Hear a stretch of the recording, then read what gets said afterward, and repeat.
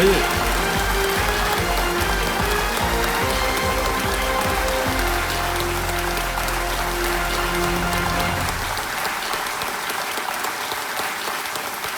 आदर अदाब अभिनंदन आभार।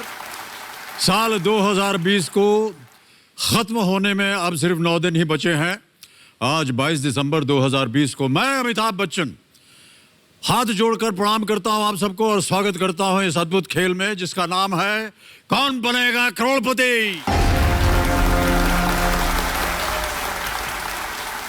देवियों और सज्जनों, देखिए, मैं जब भी इस खेल की शुरुआत करता हूं तो जिंदगी से जुड़ी कुछ बातों से करने का प्रयत्न करता हूं, लेकिन कभी कभी आपके मन में भी ये सवाल उठता होगा कि एक खेल की शुरुआत जिंदगी से जुड़ी बातों से क्यों? वो इसलिए क्योंकि हमारी जिंदगी भी तो एक खेल ही है। मैं जानता हूं कि आप में भी हमारे खिलाड़ियों की तरह हुनर की ऐसी ज्वाला है जो किसी भी मुश्किल को खाक में मिला सकती है। मैं तो अपनी बातों से केवल ये प्रयत्न करना चाहता हूं कि आपके अंदर की वो जो ज्वाला है वो प्रज्वलित रह सके। मैं जानता हूं कि आप और आपकी सफलता में बस एक ही अवसर की दूरी होती है।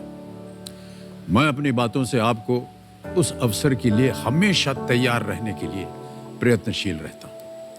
और मैं जानता हूं कि इस वक्त भले आपको दुनिया न पहचाने, लेकिन मैं अपनी बातों से कोशिश करता हूं कि आप स्वयं को पहचान सकें और जीत की उस सीढ़ी पर खड़े हो जाएं जहां से दुनिया को अपना नाम बताने से पहले दुनिया आपके नाम की जय जयकार करने लगे। बहुत बहुत बधाई आपको। लेकिन फिलहाल हम तो यही चाहेंगे कि जीत की जय जयकार शाह फैसल साहब के लिए हो। इन्होंने कल तक खेलते हुए 2000 रुपए जीत लिए थे और इनकी सभी लाइफलाइन जो हैं वो सुरक्षित हैं। कंपेनियन के रूप में इनकी वालदा जी आई हुई हैं, जोहरा खातून। आदाब करता हूं आपको और स्वागत आपका हमारे इस कार्यक्रम में। शाह फैसल जी, कल जब आपके साथ हमने खेल शुरू किया था तो आप पर बनी जो हमारे पास एक वीडियो है वो हम नहीं दिखा पाए थे। आज हम उसे दिखाना चाहेंगे और उसके बाद फिर खेल को आगे बढ़ाएंगे। तो देवियों सज्जनों, ये रही वो वीडियो शाह फैसल साहब की।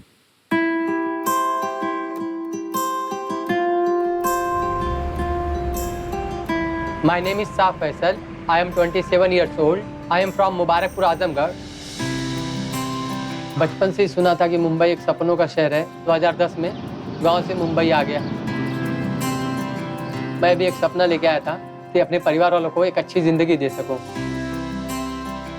मेरी फैमिली में मेरी अम्मी, 4 भाई और 3 बहनें। अब हमारे अब्बू हमारे साथ नहीं है। कुछ साल पहले उनका इंतकाल हो गया सऊदी अरेबिया में।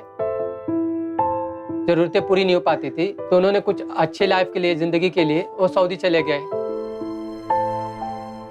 वह बदनसीब दिन मैं आज तक नहीं भूला हूँ जिस दिन मेरे अब्बू के इंतकाल की खबर हम लोग को मिली। घर की हालत तो मुझे भी पता चल गया था। रियलाइज हो जाता है कि मतलब अभी कैसी कंडीशन है फाइनेंशियली। स्कूल के साथ साथ मैं घर पे आने के बाद छोटा सा मतलब एक दुकान लगाता था। बच्चों के खाने की चीजें जो होती है, मिठाई या बिस्किट हो गया या नमकीन हो गई, और थोड़ा बहुत फाइनेंशियली घर को हेल्प कर देता था। मुंबई आने के बाद मैंने कई जगह इंटरव्यू दिया, लेकिन ज़्यादातर हर जगह पर इंग्लिश की ज़रूरत रहती थी। बहुत सी जॉब पे सस्टेन नहीं कर पा रहा था क्योंकि हर जगह, ज़्यादातर जगह मुझे इंग्लिश चाहिए रहती थी। मुझे अपना खर्चा मुंबई में और घर का भी खर्चा चलाना था, तो मुझे कोई तो काम करना था। तो मैंने डिलीवरी बॉय का काम करना शुरू कर दिया। डिलीवरी बॉय के काम पे लगने के साथ साथ ही मुझे पता था कि अगर ज़िंदगी में कुछ बनना है उसके लिए एजुकेशन ही एक जरिया है। तो मैंने इंग्लिश की पढ़ाई भी जारी रखी। इंग्लिश लिटरेचर करने के बाद मुंबई यूनिवर्सिटी से मैंने फिर बीपीओ में काम करना शुरू किया। मैं केबीसी में जो भी रकम जीतूंगा तो सबसे पहले मैं गांव जाकर कोई कोचिंग सेंटर खोल लेता हूं जहाँ पे बच्चों को इंग्लिश सिखाऊं कम पैसे में। तो लोग आगे की लाइफ में अगर कभी कुछ भी रहा तो लोग को उसमें काम आएगा और मैं साथ में मतलब एक करियर भी हो जाएगा और मतलब साथ साथ में मैं लोगों की मदद भी करूँगा।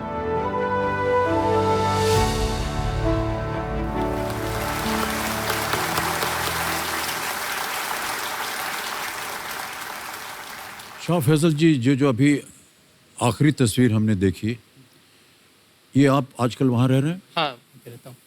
बहुत कठिनाइयों का सामना किया है आपने अपने जीवन में। हाँ, बट खुशी इस बात की है कि मतलब जो भी कठिनाई थी, हिम्मत नहीं आ रहा मैं तक पहुँच गया। जी, और आप मुंबई आए उत्तर प्रदेश से, और यहाँ आकर के आपने छोटे छोटे काम शुरू किए, डिलीवरी बॉय। क्योंकि इंग्लिश नहीं आती थी तो कहीं जॉब भी नहीं लगती थी। मैं 2-3 जी, इंटरव्यू जी। के लिए गया, बट वहाँ पे इंग्लिश। लेकिन देखिए भाई साहब, इस बात को पहचान लेना कि किस कमी की वजह से आपको नौकरी नहीं मिल रही है, यही एक बहुत बड़ी बात है। Thank you. और उससे बड़ी बात ये कि उस कमी को पहचानने के बाद आपने कहा कि हम इस कमी को दूर करेंगे, है कि नहीं? और आपने कहा कि अगर अंग्रेजी से ही नौकरी मिलने वाली है तो चलो अंग्रेजी सीखी जाए। और इतना ही नहीं, आपने अभी वीडियो में कहा भी है कि मैं यहाँ से इतनी धनराशि लेकर के जाना चाहता हूँ ताकि अपने गांव जा कर के उन बच्चों के लिए एक पाठशाला खोल सकूं जहाँ वो अंग्रेजी सीख सकें, ताकि कोई भी बच्चा जो है वो अगर नौकरी ढूंढे आगे चल करके तो उसको कोई दिक्कत ना हो। मेरी जैसी दिक्कत ना हो। वाह वाह, बहुत अच्छी बात कही आपने। ओके शाह फैसल जी, अब खेल की ओर ध्यान दिया जाए। नियम तो आपको पता ही थे। हमारे जो एक्सपर्ट हैं उनका एक बार फिर से परिचय दे दूं। आज भी हमारे साथ एक्सपर्ट के रूप में पटना से लाइव मौजूद हैं गणित के महापंडित अनंत कुमार जी। और ये एक अद्भुत संयोग ही है कि आज देखिए नेशनल मैथमेटिक्स डे है। आज के दिन मशहूर गणितज्ञ श्रीनिवास रामानुजन का जन्म हुआ था और उनके सम्मान में इस दिन को पूर्व प्रधानमंत्री डॉक्टर मनमोहन सिंह जी ने राष्ट्रीय गणित दिवस वो घोषित किया था। आनंद जी, आपको गणित दिवस की अनेक अनेक शुभकामनाएं। आनंद जी अगर प्रकट हो जाए हमारे सामने तो स्वयं हम उनको अभिनंदन करते हैं आपका और स्वागत करते हैं। आनंद, बहुत बहुत धन्यवाद सर, आपने मुझे ये मौका दिया। पूरे केबीसी टीम को धन्यवाद। और आज तो हमारे लिए सच में सबसे बड़ा दिन है जिंदगी का, क्योंकि आज 22 दिसंबर से जी जी रामानुजन हमारे गुरु रहे हैं, आदर्श रहे हैं, और मैं उन्हीं को मन में गुरु मानकर आगे काम किया हूँ।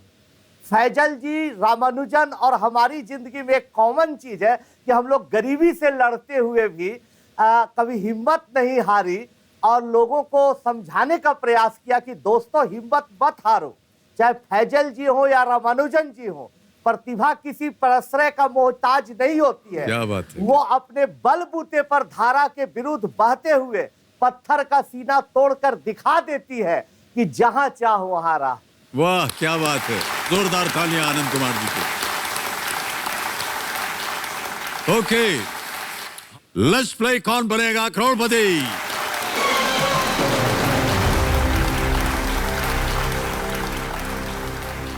शाह फैसल साहब, 2 प्रश्नों का आपने सही उत्तर दे दिया था, 2000 रुपए जीत गए थे। आज इस खेल की शुरुआत होगी तीसरे प्रश्न से। यह है 3000 रुपए का तीसरा प्रश्न। आपके स्क्रीन के ऊपर यह रहा। रमजान इस्लामिक कैलेंडर का कौन सा महीना है? What month of the Islamic calendar is Ramzan? A. 6th, B. 9th, C. 2nd, D. 10th. छठा, नौवां, दूसरा या 10वां?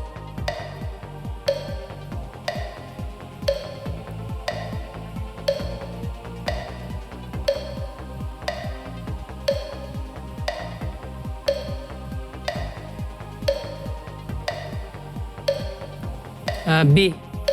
बी, नौवां। श्योर है? हाँ, मैं sure ताला लगा दिया जाए। हूँ। ताला लगा दीजिए। बी पे ताला लगाइए कंप्यूटर जी। ये सही उत्तर दिया है आपने। चलिए आगे बढ़ते हैं। चौथा प्रश्न, 5000 रुपए, ये रहा आपके स्क्रीन के ऊपर। इनमें से कौन सी संख्या एक अभाज्य संख्या है जो केवल एक और स्वयं से विभाजित होती है?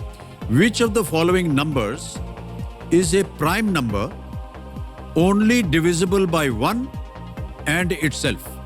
समझ गए प्रश्न को? A 15, B 21, C 13 या D 27? 15, 21, 13 या 15 तो 20? 5 से भी हो जाता है, 3 से भी हो जाता है, 21 भी 7 से होता है, 3 से होता है, 13 सिर्फ 1 और 13 से होता है, 27 भी 3 और 9 से हो जाता है, तो C 13। C 13। C 13 ताला लगा दें। C 13 पे ताला लगाया जाए। सही अनुमान लगाया आपने और कैलकुलेशन भी कर दिया आपने। बधाई, एकदम सही उत्तर। चलिए आगे बढ़ते हैं। 5वां प्रश्न, 10,000 रुपए। तैयार है हाँ। शाह फैसल जी? या। ये रहा अगला प्रश्न। इनमें से कौन सा देश अपनी सीमा भारत के साथ साझा करता है लेकिन चीन के साथ नहीं?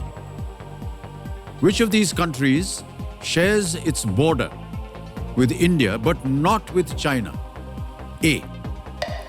Nepal, B. Bangladesh, C. Myanmar, या D. Bhutan?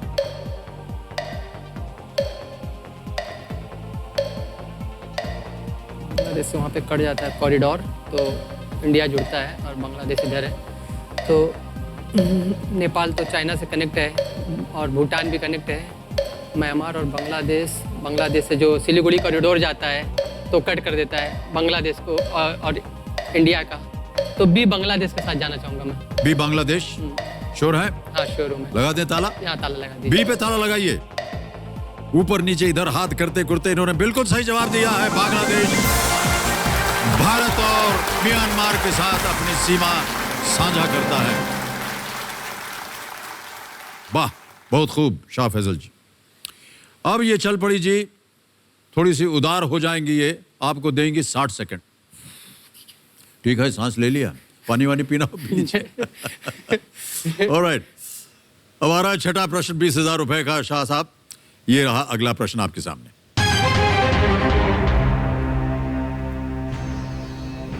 इनमें से कौन सी हिंदी फिल्म किसी खेल पर आधारित नहीं है? पता नहीं फिल्में देखते हैं कि नहीं? देखता हूं, आप थोड़ी देखते हैं, चलिए अच्छी बात। Which of these Hindi movies is not based on any sport? A. Chak De India, B. Dangal, C. Saala Khadoos, या D. Kick? Chak De India तो हॉकी पे थी शाहरुख खान की, दंगल आमिर खान की थी रेसलिंग पे, फोगट सिस्टर पे जी। और साला खड़ूस बॉक्सिंग पे थी। Kick D. किक? सलमा, हाँ ताला लगाए? हाँ, ताला कह लगा दीजिए आपकी डी पे ताला लगाइए। डी पे ताला लगा दीजिए। डी पे ताला लगाइए कबीर जी। क्या बात है, शाह फैजल साहब बिल्कुल सही जवाब दिया आपने। फिल्में वगैरह आप अच्छी खासी देख लेते हैं, हम समय निकाल लेते हैं आप? हम ज़्यादा मतलब हॉबी है बहुत सारी, लेकिन ये थोड़ी अपने बजट में हो जाती है। मूवी भी देख सकते हैं, अभी घूमने बजट के तो नहीं अंदर आ जा जाती सकते। है। अंग्रेजी फिल्में भी देखने का अवसर मिलता है? हाँ, अंग्रेजी फिल्मों से ही देख के तो मैं जाता अंग्रेजी सीखने का एक अवसर मिल जाता है। अंग्रेजी फिल्में मैंने बहुत सारी देखी हैं। इवन टीवी शोज जितने भी IMDb के टॉप टीवी शोज हैं, okay. Breaking Bad, Game of Thrones, Band of Brothers, Chernobyl, The Wire, The Sopranos, जितने हैं ऑलमोस्ट सब देखे मैंने। इतने सब आपने देखे हुए हैं? इस सब को तो हमने भी नहीं देखा अभी तक। लेकिन है ये अच्छी एक अच्छा कार्यक्रम बना लिया आपने, क्योंकि उससे आपको, जैसे कि आपने कहा था कि आपको अंग्रेजी नहीं आती थी और कई बार नौकरी नहीं मिलती थी, तो एक जरिया बन गया ये आपके लिए। हाँ, ये इसने मुझे बहुत बहुत हेल्प की, मतलब जी, क्योंकि जी। पहले तो कुछ समझ में नहीं आता था, सबटाइटल भी समझ में नहीं आता था, फिर धीरे धीरे सबटाइटल समझते समझते फिर हाँ, क्या बोलते हैं। आजकल तो जो लोग अंग्रेजी बोल रहे हैं उनके लिए भी सबटाइटल आता है अंग्रेजी में, क्योंकि कभी भाई जिस तरह से वो बात करते हैं समझ में नहीं आता। खासतौर से जो अमेरिकन फिल्में होती हैं उनका बोलने का लहजा ही अलग हाँ, है। वो आई वांट टू गो को बोलते हैं I want go, I want to go, हाँ, तो- ऐसे बोलते तो समझ में नहीं आता है। वर्ड भी डिफरेंस है। लाइक रबर बोलते हैं इंग्लैंड में, तो वहाँ पे इरेजर बोलते हैं। हाँ जी जी जी। हमारे वहाँ कार बोलते हैं तो वहाँ पे कैब बोलते हैं। जी, जी। हमारे वहाँ पुलिस बोलते हैं तो अमेरिका में कॉप बोलते हैं। हाँ, बहुत कुछ सीख लिया आपने शाह फैजल जी। ऑलराइट, चलिए आगे बढ़ते हैं। सातवां प्रश्न 40,000 रुपए स्क्रीन के ऊपर ये रहा।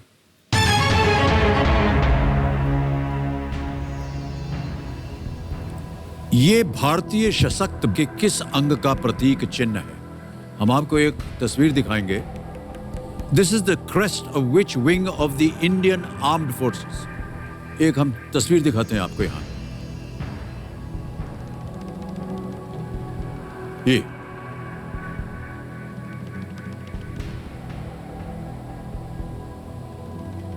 देख लिया अच्छी तरह? ऑप्शंस रखूं आपके सामने? हाँ, alright. A, Indian coast guard, B, national security guard, C, Indian air force, या डी, इंडियन नेवी?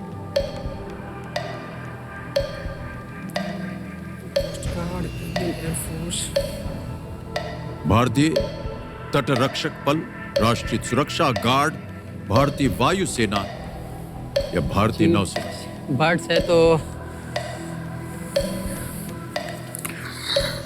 कोई इंडियन एयरफोर्स लग रहा है और नेशनल सिक्योरिटी गार्ड लग रहा है।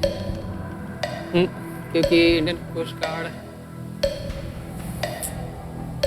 फ्लिप द क्वेश्चन लूंगा मैं। फ्लिप द, शांत हो जाएं, चल पड़ी जी। कमेंट महाशय, फ्लिप द क्वेश्चन अंकित किया जाए।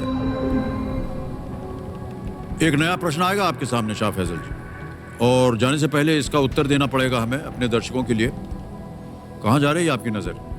इंडियन एयरफोर्स बर्ड्स है तो मेरे को लगता है फ्लाई। ओके, इंडियन एयरफोर्स सी पे ताला लगा जाए।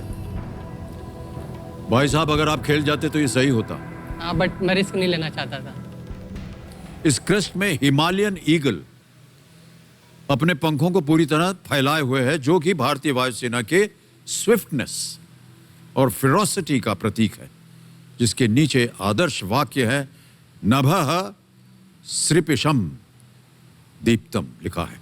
ऑलराइट, ये जो सूची थी हमारे 11 विषयों की, इनमें से आपने किसी एक विषय को चुना था, क्या था वो? Current and world affairs. Current and world affairs को चुना है शाह फैजल साहब ने। कंप्यूटर महाशय, जो फ्लिप द क्वेश्चन है उसे हमारे सामने पेश कीजिए।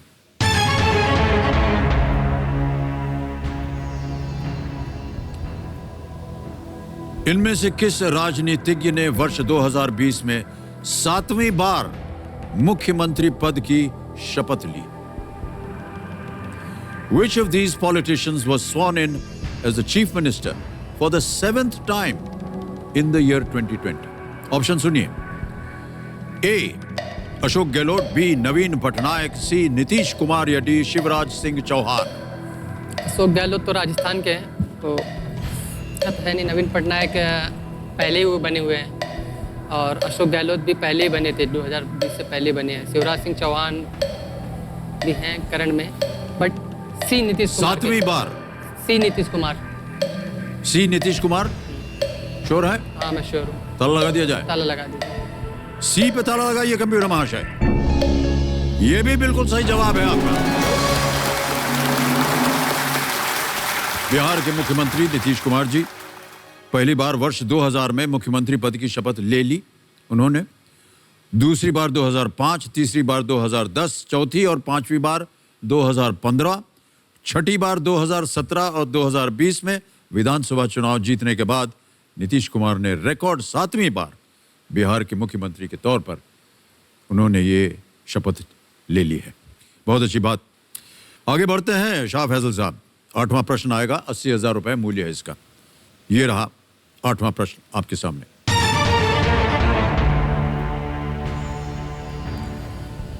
बुकर पुरस्कार जीतने वाले भारत में जन्मे पहले लेखक कौन थे?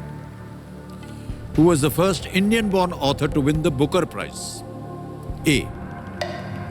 V.S. Naipaul, B. Salman Rushdie, C. Anita Desai या D. अरुंधति रॉय? अरुंधति राय तो 1997 में जीती हैं, the God of small things, और अनीता देसाई और इसका तो कंफर्म नहीं है, बट सलमान रश्दी 1981 में जीते हैं फॉर मिडनाइट चिल्ड्रेन। तो मैं बी सलमान रश्दी के साथ जाना चाहूँगा। बी पे ताला लगा दें? हाँ, ताला लगा। बी पे ताला लगाया जाए कंप्यूटर जी। बिल्कुल सही जवाब है आपका। सलमान रश्दी को उनके उपन्यास मिडनाइट चिल्ड्रन के लिए 1981 में, जैसा कि शाह फैजल साहब ने बताया, भी बुकर पुरस्कार मिला था। हमारे जितने भी दर्शक देख रहे होंगे काफी आश्चर्यचकित होंगे आपके ज्ञान पर। भाई साहब, क्या क्या पढ़ते रहते हैं आप स्पेयर टाइम में? स्पेयर टाइम्स में मैं मोस्टली न्यूज़ पढ़ता हूँ, मेरे को पसंद है न्यूज़ पढ़ना, और बुक्स भी पढ़ता हूँ। मैंने कुछ इंटरनेशनल बेस्ट सेलिंग बुक्स पढ़ी हैं, लाइक इसराइली राइटर है युवल नोह हरारी। हाँ। उनकी बुक है, नॉन फिक्शन बुक है, champions a brief history of human kind. तो वो बुक से मैं बहुत इंस्पायर हूँ, और इवन मैं ये सोचता हूँ वो बुक ना स्कूल में भी शामिल कर देना चाहिए, हर स्कूल में। अच्छा, हमने आपके वीडियो में देखा आप बीए लिटरेचर किया हुआ है, वही विषय आपने क्यों चुना? लिटरेचर। आपको लगा कि आपकी अंग्रेजी जो है और बेहतर हो हाँ, जाएगी? मुझे इंग्लिश नहीं आती थी। अगर मैं हिंदी उर्दू लेता बीए में फाइनल ईयर में, वो तो मुझे आती है, तो फिर ऐसी चीज़ क्या फ़ायदा लेके जो मुझे आती है, कुछ नया सीखूंगा ही तो फ़ायदा ना पढ़ के आगे, तो फ़ायदा क्या पढ़ के आगे फिर। क्या बात है, क्या बात है शाह फैजल साहब, वाह। हमने कहीं पढ़ा था आपके विषय के बारे में कि आपने ओमकारा फिल्म जो थी उसे देखने के बाद आपको लगा कि आपने अपना बीए लिटरेचर के जो इम्तिहान है उसमें आपको काफ़ी फायदा हुआ, एक सहायक बने। कैसे? क्योंकि ओथेलो हम लोग का बीए फाइनल ईयर में था, विलियम शेक्सपियर का जो ड्रामा है। जी बिल्कुल। ठीक है, ट्रेजेडी पे। जी हाँ, तो जी। उस पे ही मतलब ओमकारा बनी इंडिया में, जैसे कि हेमलेट पे ये बनी है आपके हैदर, जी। और मैकबेथ पे मकबूल। जी। तो ओमकारा मैंने देखा, क्योंकि तब मुझे इंग्लिश इतनी अच्छी आती नहीं थी, ये अराउंड 2014 की बात है। तो मैंने ओमकारा देखा तो मुझे समझ में आ गया कि जो इसका कैरेक्टर अजय देवगन सर का जो कैरेक्टर था वो कैरेक्टर था ओथेलो का, और जी। जो सैफ अली खान का कैरेक्टर था वो था इयागो का। जी। तो उसके बेस पे मैंने फिर एक एग्जाम में जाके लिख दिया। देखिए, ये तो बहुत अच्छी बात बता दी आपने। फिल्म देख करके दर्शकों को मैं बताना चाहता हूँ कि फिल्म देख करके इन्होंने अपने बीए इम्तिहान में जब शिक्षा प्राप्त कर रहे थे तो इनको लगा कि ओथेलो जो था इनके सब्जेक्ट में था, और वहीं से उनको थोड़ी सी ज्ञान भी मिल गया फिल्म देखने के बाद। ओके, और शाह फैसल साहब, आगे बढ़ते हैं। 9वां प्रश्न आएगा, 1,60,000 रुपए। ये रहा अगला प्रश्न आपके सामने।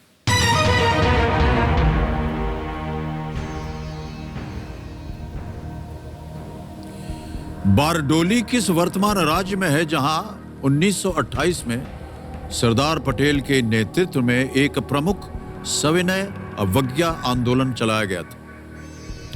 इन which modern day state is Bardoli the site of a major civil disobedience movement led by Sardar Patel in the year 1928? Option सुनिए। A Rajasthan, B Maharashtra, C Punjab, D Gujarat.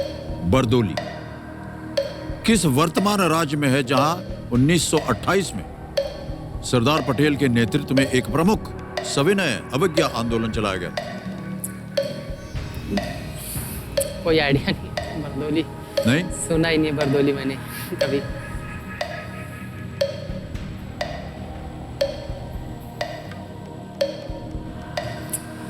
Phone a friend. Phone a friend, life line. शांत हो जाएं, life line लेंगे शाह फैसल साहब। ये phone अ friend नहीं है, ये है वीडियो कॉल। हाँ सॉरी। वीडियो कॉल को अंक दीजिए। भाई साहब, आपने कुछ नाम दिए थे जिनसे आप बात करना चाह रहे थे, ये रहे वो नाम। बताइए किनसे बात करेंगे आप? सारिक भाई। शारिक भाई से।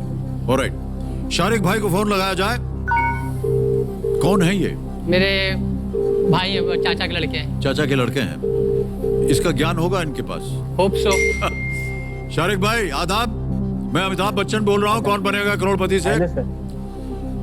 आपको मालूम है कि शाह फैसल साहब हमारे साथ हॉट सीट पर आ गए हैं जी। और एक प्रश्न का उत्तर नहीं दे रहे हैं, आपसे सलाह मांग रहे हैं। क्या? मदद कीजिए इनकी। बिल्कुल मदद करेंगे सर। ऑलराइट, तो शाह फैसल की आवाज में वो एक प्रश्न पढ़ेंगे, उसके 4 ऑप्शन है A B C D। ठीक है, आपको बताना होगा कि सही क्या है, और मिलेंगे आपको केवल 45 सेकंड, 45 सेकंड।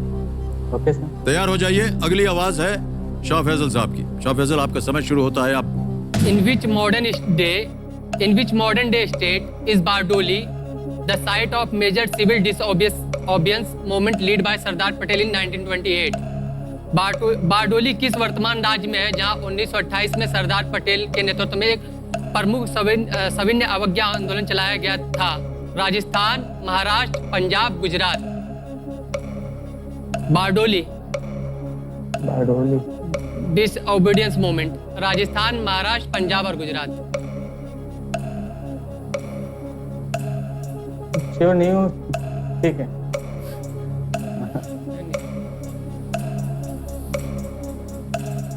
ठीक है फिर कोई।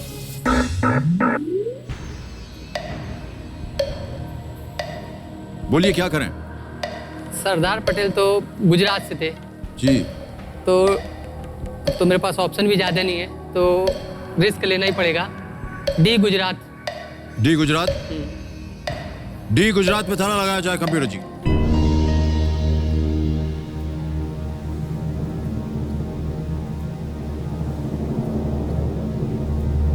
अच्छा भाई साहब, सर नीचे करने की जरूरत नहीं है, बिल्कुल सही जवाब है आपका, बधाई हो।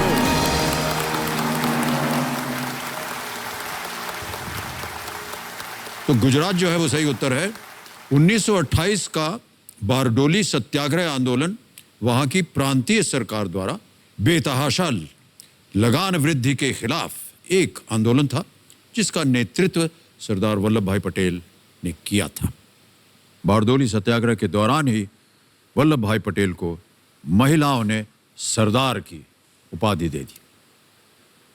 शायद अगर आप थोड़ा सा दिमाग लगाते तो आपकी एक लाइफलाइन और बच सकती थी। हाँ, बट मैंने बताया बार ना बार कि- देखिए आप कह रहे हैं कि हम रिस्क नहीं लेना चाहते, लेकिन एक तरह से ये भी सही है कि रिस्क लेना जो है काफ़ी खतरनाक होता है। फिर कुछ नहीं मिलेगा ना। हाँ बिल्कुल सही है। शाह फैसल साहब 10वां प्रश्न आ रहा है, खेल का दूसरा पड़ाव है ये। 3,20,000 रुपए मिलेंगे इसके लिए आपको। 10वां प्रश्न, ध्यान रहे कि 2 लाइफलाइन चली गई है, चांस मत लीजिएगा बिल्कुल। 10वां प्रश्न 3,20,000 रुपए, स्क्रीन के ऊपर ये रहा।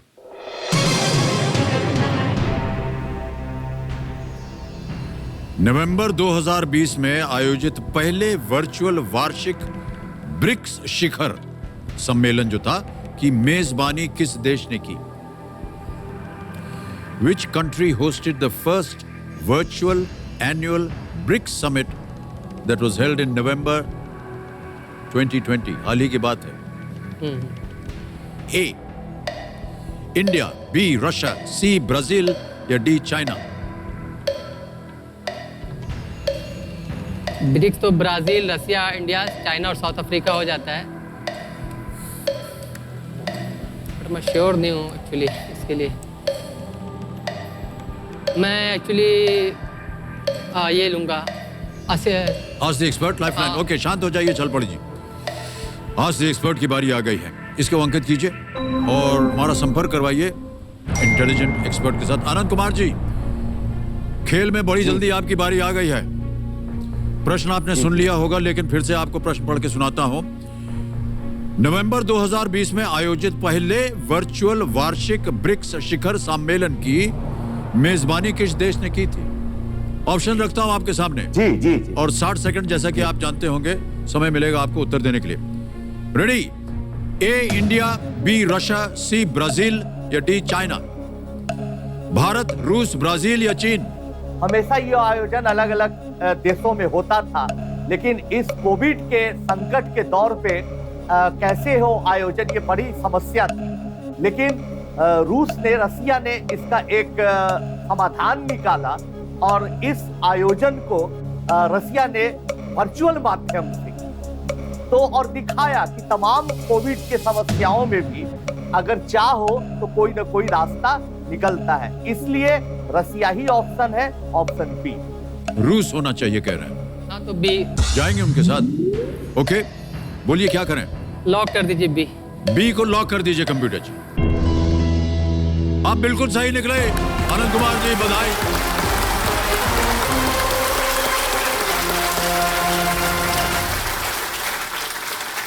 जुलाई 2020 में 12वीं ब्रिक्स समिट का आयोजन सेंट पीटर्सबर्ग में किया जाना था, लेकिन कोविड-19 महामारी के कारण इस शिखर सम्मेलन को रद्द कर दिया गया और 17 नवंबर 2020 को इसका वर्चुअल आयोजन किया गया। ऑलराइट, सबसे पहले तो भाई साहब हम आपको एक चेक थमाएंगे। यह है 3,20,000 रुपए का। ये रहा आपका चेक 3,20,000। बैठे रहिए, बैठे रहिए।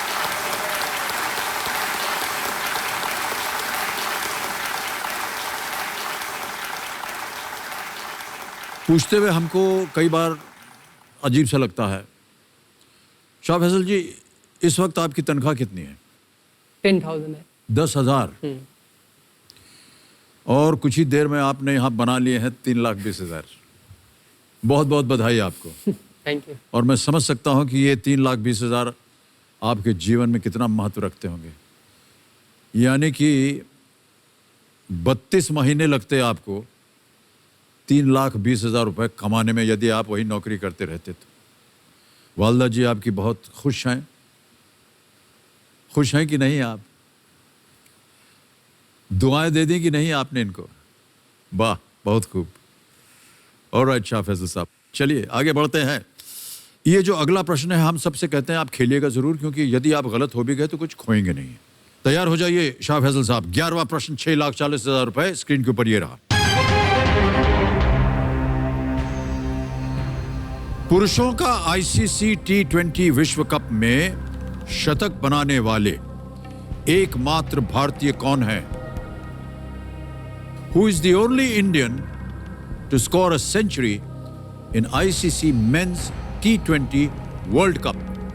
ऑप्शन सुनिए। ए सुरेश रैना, बी विराट कोहली, सी MS धोनी, डी रोहित शर्मा। शर्मा गलत तो नहीं है, धोनी और रोहित शर्मा लग रहा है। मेरे को विराट कोहली और रोहित शर्मा में लग रहा है कोई भी एक होगा, ओके। तो मैं 50-50 क्रिकेट वगैरह देखते हैं कि नहीं आप? क्रिकेट देखता हूँ बट मैं इतना रिस्क नहीं लेना इंडियन चाह रहे हैं। नहीं हूँ। 50-50 लाइफ लाइन करेंगे आप, ओके। इसको अंकित कर दीजिए कंप्यूटर जी। 50-50 लाइफ लाइन, और दो जो गलत ऑप्शन है उन्हें मिटा दीजिए। जहां जा रहे थे वो एक गलत हो गया। एक Suresh Raina, B Rohit Sharma. D Rohit Sharma. Sure है? हाँ श्योर। ताला लगा दिया जाए? ताला लगा दीजिए। डी रोहित शर्मा, ताला लगाया जाए।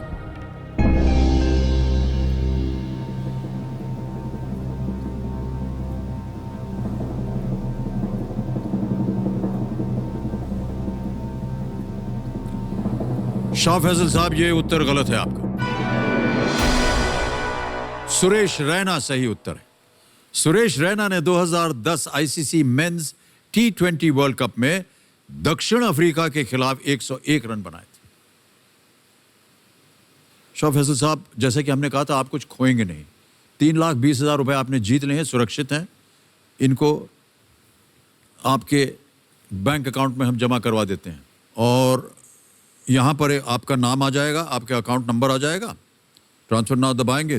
3,20,000, 1 2 3, ये 3,20,000 भर दिया, कंफर्म किया, और आपके बैंक अकाउंट में ये पहुंच गए हैं 3,20,000 रुपए। बहुत बहुत बधाई।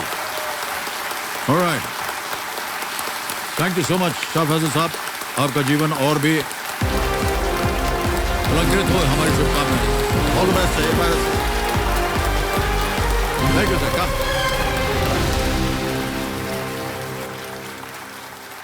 तो समय आ गया एक और फास्टेस्ट फिंगर फर्स्ट का। कंटेस्टेंट्स रेडी हो जाइए। फास्टेस्ट फिंगर फर्स्ट का प्रश्न आपकी स्क्रीन के ऊपर ये रहा।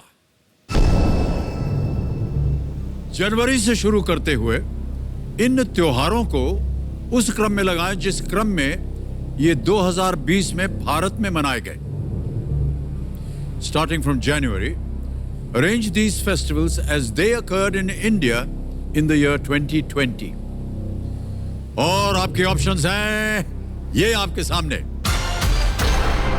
ए महाशिवरात्रि, बी जन्माष्टमी, सी रामनवमी, डी गुरु नानक जयंती।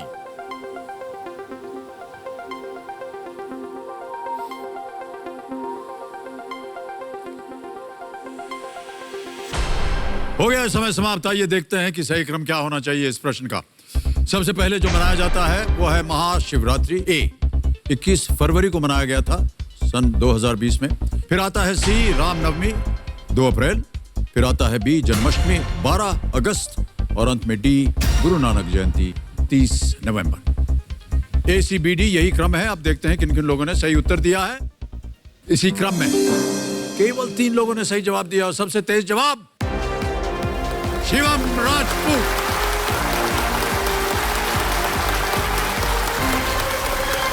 आइए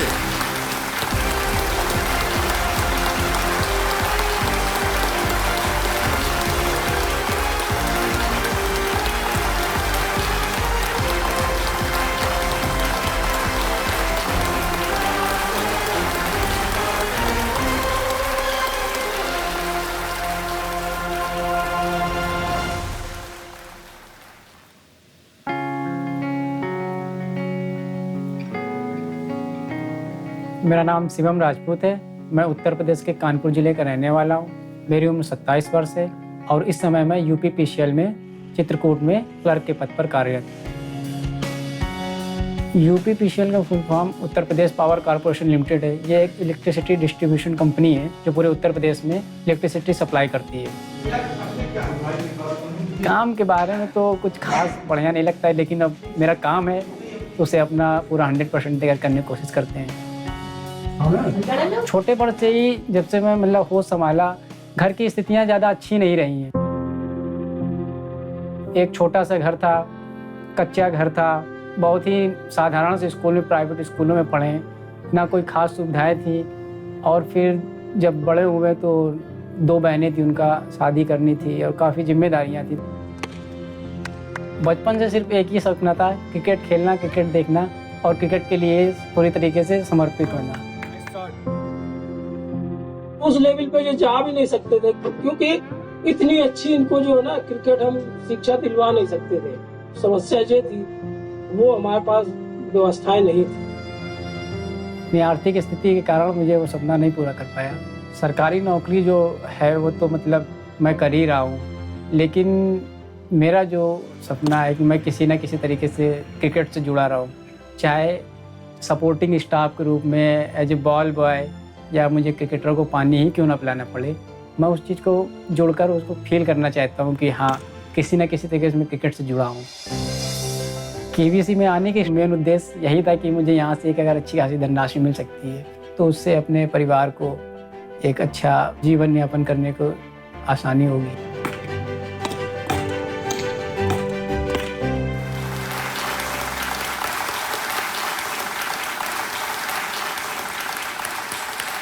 बहुत शौक है आपको क्रिकेट का शिवम जी, जी सर। और बहुत बढ़िया स्ट्रोक मार रहे हैं आप एकदम जी जी बल्ले के बीचों बीच। जी सर।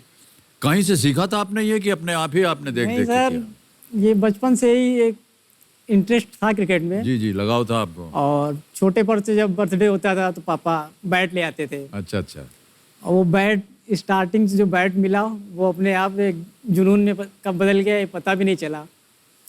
बस ये था कि आगे जाकर आर्थिक स्थितियाँ अच्छी ना होने की वजह से जी जी, उस जगह में जहाँ जो सपना था मेरा जो कुछ वो पूरा नहीं कर पा रहा, और उसके लिए भी मैंने कोशिश की। तब मैंने 2010 से फिर केबीसी के लिए जी जी, ऑडिशन देना तब से चालू आप शुरू आपने कर दिया कि शायद 2010 अगर मेरे पास यहाँ तक आने का मौका मिल जाए और एक अच्छा धनराशि मिल जाए जी जी, तो मैं उन पैसों से अपने सपने पूरे कर सकूँ। बहुत बहुत बधाई आपको। जी सर। सबसे पसंदीदा क्रिकेटर कौन? सर मेरे 2 फेवरेट क्रिकेटर हैं, एक MS धोनी सर और सचिन सर। सचिन तेंदुलकर। जी सर। बहुत अच्छी राय है आपकी। उसके बहुतों के मन भी- में बस यही दोनों क्रिकेटर आते हैं सबके मन में। क्योंकि सचिन सर तो एक तो लीजेंड है, उनके तो कोई कंपैरिजन नहीं है। जी जी जी, और MS धोनी सर जो हैं वो भी एक छोटे से शहर से आकर पूरी दुनिया पर अपना नाम किए। जी बिल्कुल, तो उसको देखकर उनको लगता है कि प्रेरणा किसी स्रोत भी बन गए वो। जी छोटे हाँ। से शहर का भी मतलब कोई व्यक्ति जी जी जी, कुछ भी हासिल कर सकता है। कोई नहीं लेकिन खेलकूद के अब जमाना जो है अब बदल गया है। जी जी जी जी। अब छोटा बड़ा शहर कुछ नहीं मायने रखता है। लेकिन छोटे शहरों में जो पेरेंट्स होते हैं, मम्मी पापा हैं, अभी भी जो ज़्यादा पढ़ी लिखी सोसाइटी जो नहीं है तो उस चीज़ को नहीं समझ पाती है। जी जी, उनको लगता है कि बस पढ़ लो, नौकरी लग जाए किसी तरीके से, जी हाँ, तो वो सबसे बड़ा अचीवमेंट है। ये तो हर माता पिता के मन में जी, ये जी, होता जी। है। और- लेकिन अब धीरे धीरे ये धारणा जो है ये बदल रही है, जी क्योंकि अब देखा जा सकता है कि जितने भी ये जो प्रीमियर लीग है, सुपर जी लीग है, जी जी IPL वगैरह है, हाँ। खेल कूद हर एक खेल में अब देखिए एक लीग बन गया है। जी जी जी आमदनी मिलती है अच्छी खासी, यानी जीवन भर के लिए आप उसमें कमाई कर सकते हैं जी सर। यदि आप सक्षम हो उस खेल जी में। जी तो कहीं ना कहीं अब लोगों के अंदर भी ये, माता पिता के मन में भी ये बात धीरे जी। धीरे आ रही है जी। कि नहीं हो सकता है कि अच्छा खिलाड़ी बन जाइए जी और आगे चल करके ये अपना एक व्यवसाय बन जाता है आप। जी सर, बिल्कुल। ऑलराइट, माता जी आपके साथ कंपेनियन के रूप में आई हुई हैं। प्रणाम करता हूँ आपको। और आपका शुभ नाम? मंजू राजपूत। मंजू जी। मंजू जी, आपके मन में कभी ऐसा लगा कि इनको क्रिकेट नहीं खेलना चाहिए, पढ़ाई लिखाई करनी चाहिए? ये तो लगा कि खेलना चाहिए पर आर्थिक स्थिति इतनी अच्छी नहीं थी सर जी कि हम मतलब इनको खिला सकते। जी हाँ, यही सोचा कि पढ़ लिख लेंगे तो अपना आगे भविष्य बन जाएगा इनका। जी हाँ। बहरहाल आपकी मनोकामनाएं पूरी हों। पूरी हो जाएंगे। धन्यवाद जी। सर। और हम चाहते हैं कि ढेर सारी धनराशि लेकर के जाएं। जी आप अपने घर की स्थिति जो है वो थोड़ा और सुधार उसमें लाना चाह रहे हैं। ओके शिवम जी, सारे नियम तो आपको पता ही होंगे। जी सर। और हमारे जो एक्सपर्ट हैं अनंत कुमार जी हैं, इनके बारे में चर्चा आपने सुनी होगी। बस इसी के साथ शुरू करते हैं कौन बनेगा करोड़पति। क्या ख्याल है आपका? शुरू शुरू किया करें जाए? सर। जी sir. Alright, let's play Kaun Banega Crorepati, ladies and gentleman.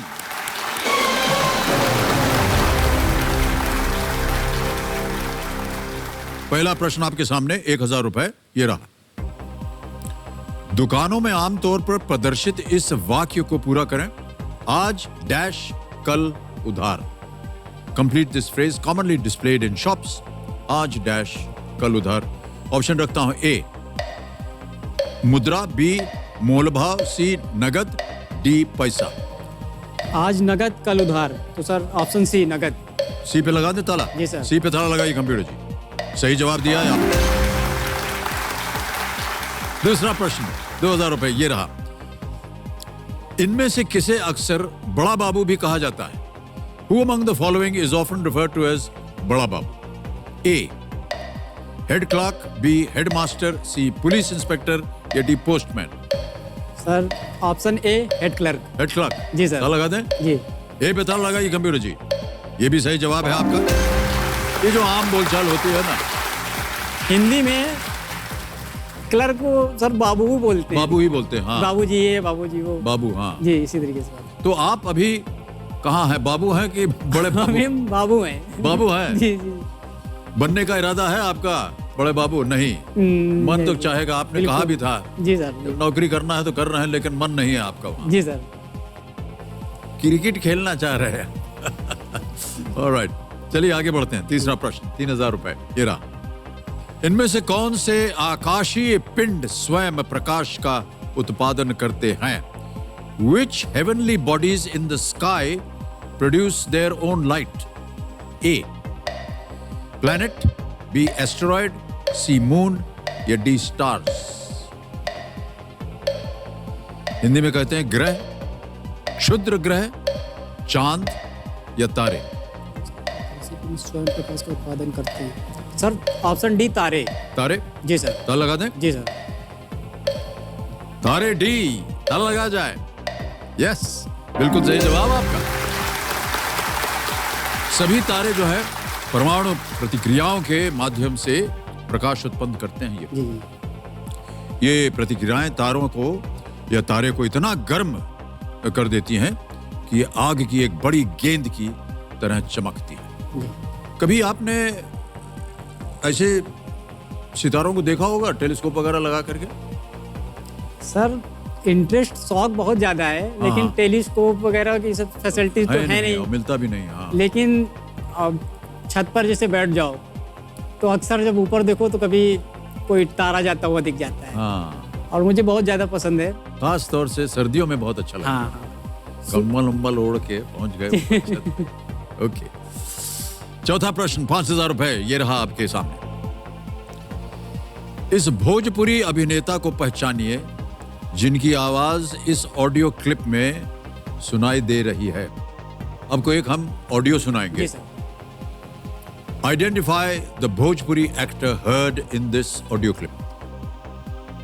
सुनाई जाए आवाज। स्वयं भू रहे हैं हम। स्वयं को लॉन्च किया, एक बंद हुई भोजपुरी इंडस्ट्री को शुरू किया। समाज ने, मेरे समाज ने, देश की जनता ने मुझे स्टार बनाया, सुपरस्टार बनाया। जिंदगी झंडबा फिर भी घमंडबा जब हम एक बिग बॉस में बोले तब देश ने वो नारा गूंजा और लोगों ने पसंद किया। फिर साउथ की इंडस्ट्री में गए, वहां लोगों ने पसंद किया। फिर से सुनेंगे या बहुत है इतना? बहुत है सर। ओके, ऑप्शन देता हूं मैं आपके सामने। A Ravi Kishan, B Pawan Singh, C Vinay Anand या D Khesari Lal Yadav. Option A Ravi Kishan sir. Ravi Kishan. जी। ए। जी। ए पे ताला लगाया जाए। ये भी सही जवाब है आपका, बधाई। रवि किशन जी एक अभिनेता और राजनेता हैं। जी।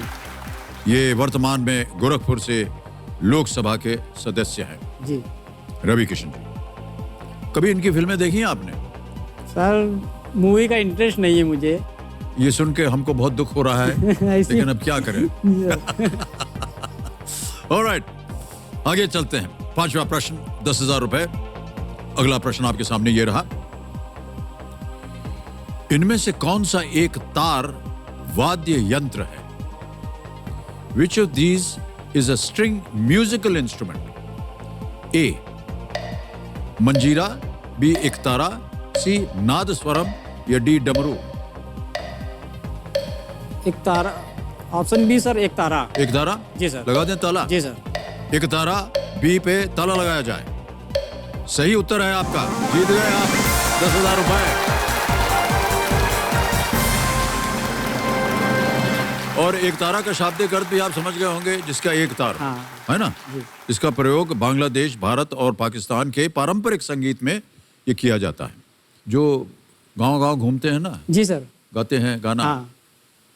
उनके पास ज्यादातर बस एक तारा ही होता है जी और सर। उसी एक तार को उसी का से जो वो सुर निकलता है उसी पे उनका जी। गीत गाना सब होता है। उसी से वो मुझे हाँ, समझ उसी में से आया। याद आया आपको। ऑलराइट। जी। गाना वगैरह सुनते हैं कि नहीं आप? हाँ, गाने तो सुनते हैं सर। गाना- अगर टाइम मिल जाता है, जैसे ऑफिस से आओ, शाम को आए, काफ़ी देर हो गई, तो लगता है थोड़ा रिलैक्स करने के लिए जी जी जी। गाने। तारे देखते देखते लगा दिया कुछ संगीत। जी सर, बहुत अच्छा लगता है। कौन से हैं आपके कोई फेवरेट गाना हो या सिंगर? सिंगर फेवरेट है अरिजीत सिंह सर। ओह जी सर। बहुत सुंदर चॉइस है आपकी। बहुत बहुत से लोगों को पसंद है वो। बहुत सुकून, सुंदर। उनके गाने सुनो तो बहुत शांति मिलती है। जी हाँ, जी हाँ। ओके, अब आगे चलते हैं छठे प्रश्न पर। इसका मूल्य है 20,000 रुपए और जैसा कि आप जानते होंगे अब से यहाँ से आपको 60 सेकंड मिलेंगे उत्तर देने के लिए। जी जी। छठा प्रश्न आपके सामने ये रहा।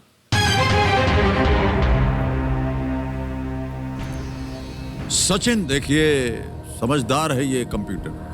सचिन तेंदुलकर के अलावा टेस्ट क्रिकेट में 13,000 से अधिक रन बनाने वाले एकमात्र अन्य भारतीय क्रिकेटर कौन है? Besides Sachin Tendulkar, who is the only other Indian cricketer to have scored over 13,000 runs in Test cricket? A. Sunil Gavaskar. B. Rahul Dravid. C. VVS Lakshman. D. Virendra Sehwag.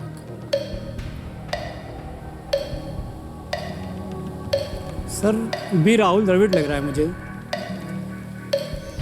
क्योंकि लक्ष्मण तो नहीं है, Sunil Gavaskar sir भी नहीं है।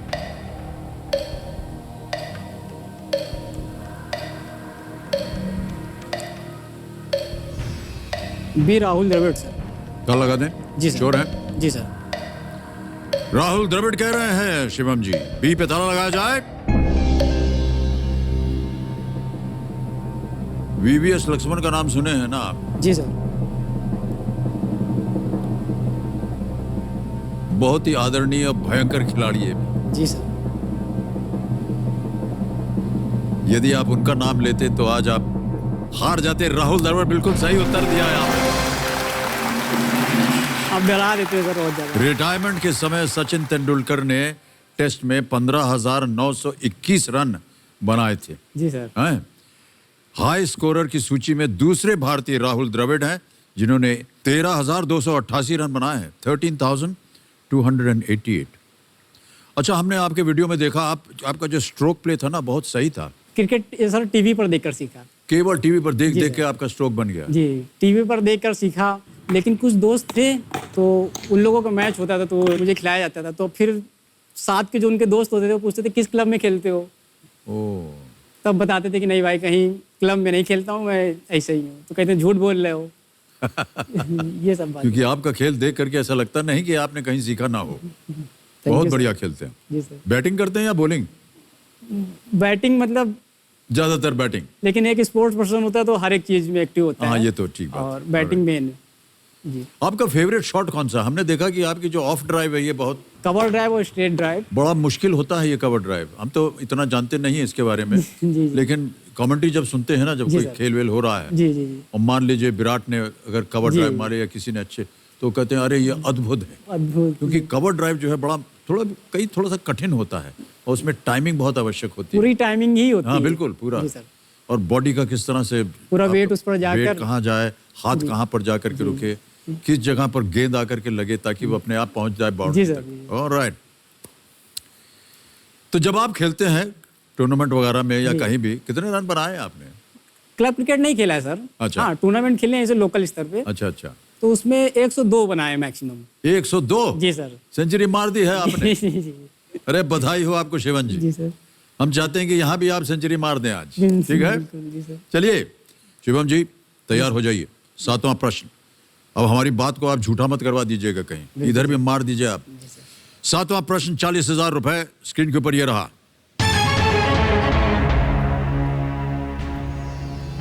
रणथंभौर सरिस्का और केवलादेव घना, ये तीनों किसके नाम हैं? Ranthambore Sariska and Keoladeo Ghana are all names of what?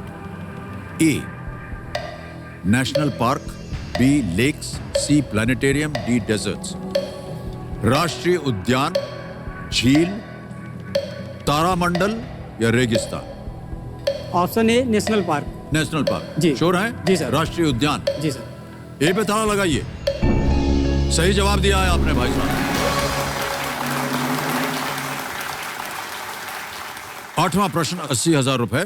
ये रहा शिवम जी आपके स्क्रीन के ऊपर।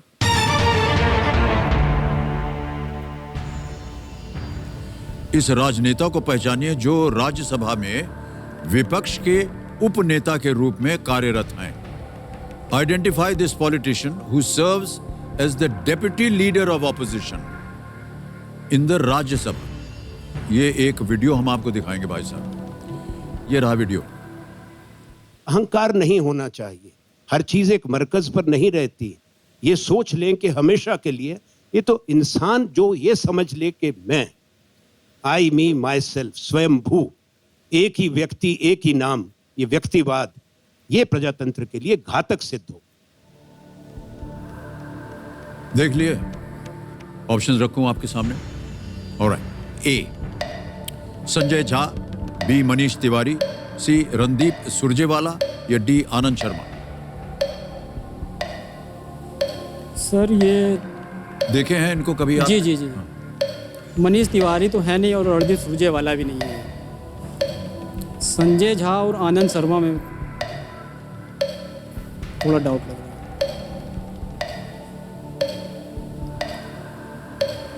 आनंद शर्मा लग रहा है सर मुझे।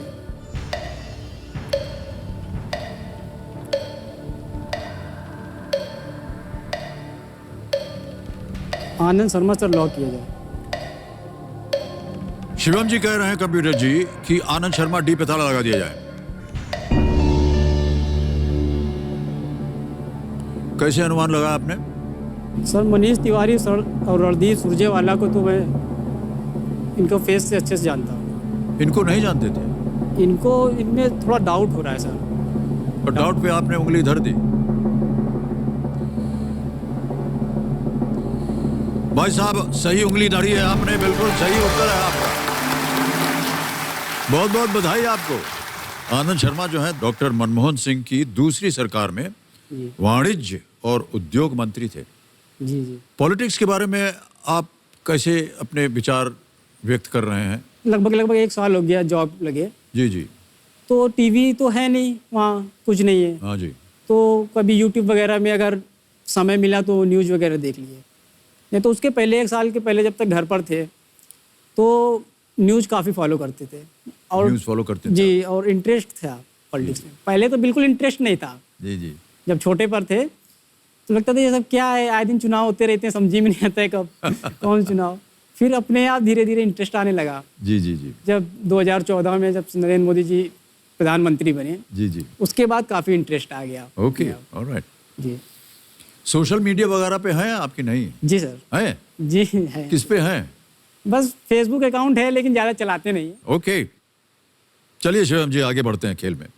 कुछ प्रश्न बोलने वाले थे हम सोशल मीडिया के बारे में, लेकिन हमने अपने आप को रोक लिया, वरना बहुत मार पड़ती हमको।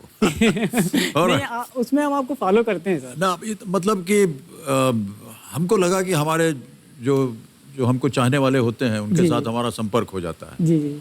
वो उनसे बातचीत होती रहती है, वो बात बोलते हैं। और कई बार ऐसा होता है कि वो जो कहते हैं ना जी, बड़ी सही बात कहते हैं वो। जी सर आपका ये जो किरदार था ये अच्छा नहीं था, जी, या आपकी ये फिल्म अच्छी नहीं थी, जी, या आपने जो ये कपड़े पहने ये ठीक नहीं है। जी।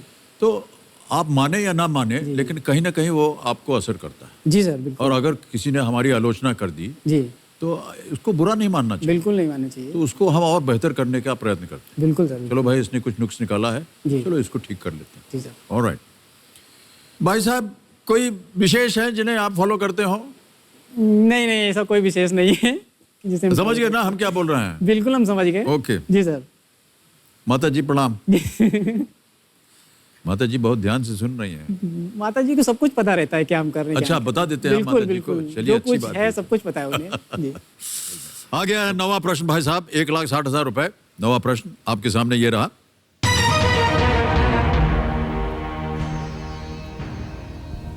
खुदीराम बोस को इनमें से किस केस में दोषी ठहराए जाने पर उन्हें 1908 में फांसी की सजा दी गई थी। For his involvement in which of the following cases was Khudiram Bose convicted and hanged in 1908? A. Lahore conspiracy case. B. Muzaffarpur bombing. C. Kakori conspiracy. या D. Killing of Sanders. Lahore षड्यंत्र केस, मुजफ्फरपुर बम कांड, काकोरी कांड या Sanders की sir हत्या। मुझे D Sanders की हत्या लग रहा है सर, क्योंकि काकोरी कांड तो बाद में हुआ है और लाहौर सड़े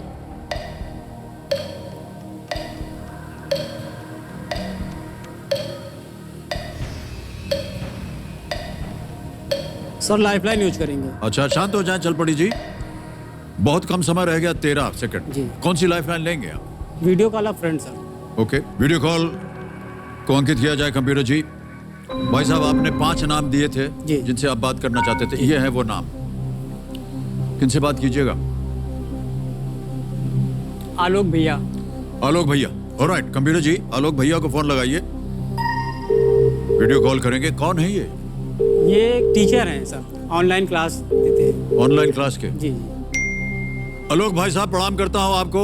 मैं अमिताभ बच्चन बोल रहा हूं, कौन बनेगा करोड़पति से। तो आलोक जी, हमारे सामने शिवम राजपूत जी आ गए हैं। जी जी।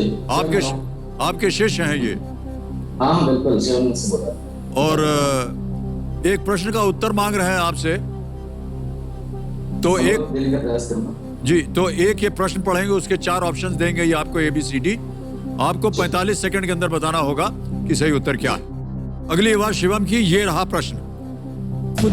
खुदीराम बोस को इनमें से किस केस में दोषी ठहराए जाने पर उन्हें 1908 में फांसी की सजा दी गई थी? लाहौर षड्यंत्र केस, मुजफ्फरपुर बम कांड, काकोरी कांड, सैंडर्स की हत्या।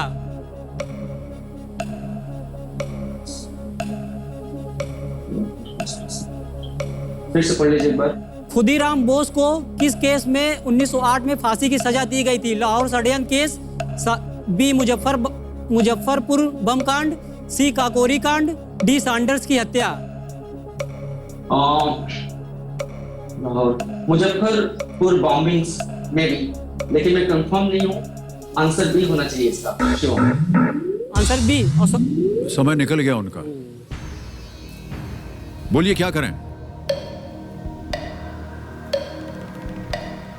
मुजफ्फरपुर बम कांड। बी पे ताला लगा दीजिए कंप्यूटर महाशय।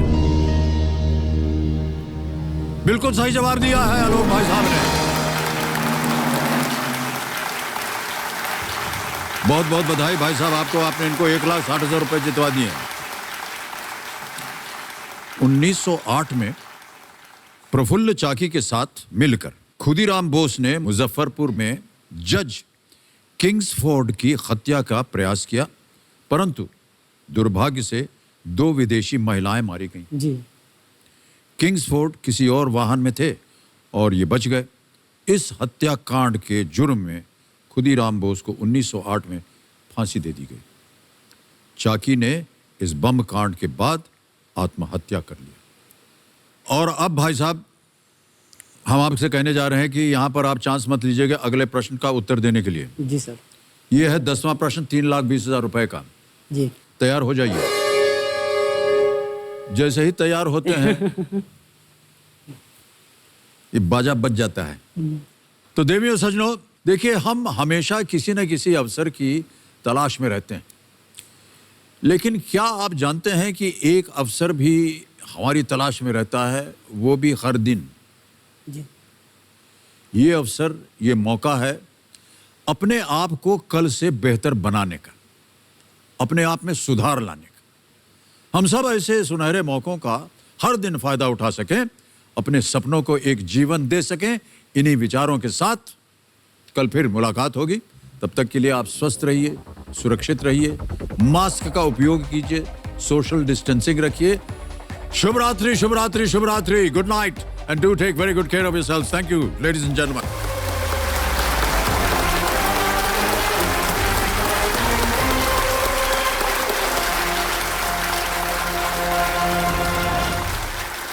मैं थोड़ा लेट हो गया।